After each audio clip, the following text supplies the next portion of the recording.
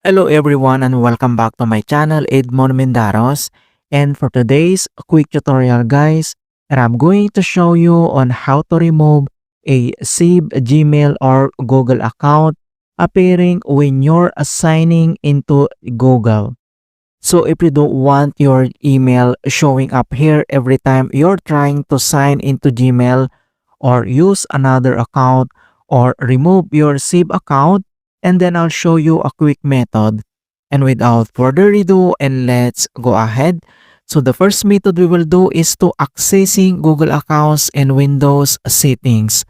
Kung paano ba yan natin gawin, all you have to do is to open up on a search menu.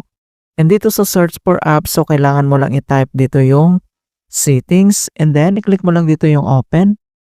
And once na-open mo na tong settings at dito lang sa left side menu, and then kailangan mo lang i-select dito yung account, so i-click mo lang yan. And dito sa right side ay kailangan mo lang mag-scroll down. And under dito sa account settings, and then i-select mo lang dito yung email and account, so itap mo lang yan. And dito sa email and accounts, so under dito sa accounts used by other apps, so makikita mo kaagad dito yung mga nakasave or naka-add na Gmail account or Yahoo account. Kung paano ba yan natin i-remove. So dito lang sa right side ay makikita mo dito yung arrow na yan. So click mo lang yan. And then nandito na yung options kung paano natin i-remove. So remove account. And then itap mo lang dito yung remove. Alright. And other method na pwede natin gawin is to removing a Google account via Chrome settings. So open lang natin ang ating Chrome web browser. And the next step ay makikita mo kaagad dito yung mga naka-add na ating Gmail account. And then next step, so dito lang sa top right corner ng isang account na profile, and then i-click mo lang yung tatlong dot. And the next step ay makikita mo kaagad dito yung delete. Okay, so tap mo lang yung delete. And then next ay delete this profile and its data. And then i-click mo lang dito yung delete. Okay? Ayan. So makikita mo dito na na-remove na yung Gmail account.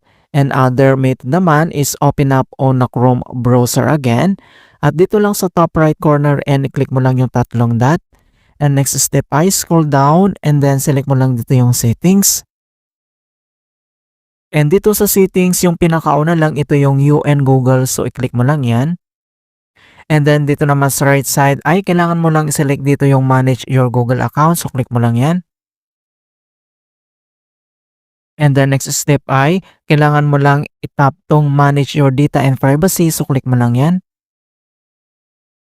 And then scroll down ulit. And then hanapin natin dito yung delete your Google account. Okay? So itap mo lang ito. Alright, so ganun lang po kasimple on how to remove save a Gmail account from your computer.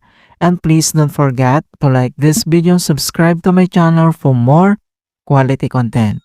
Thank you guys and see you in my next tutorial.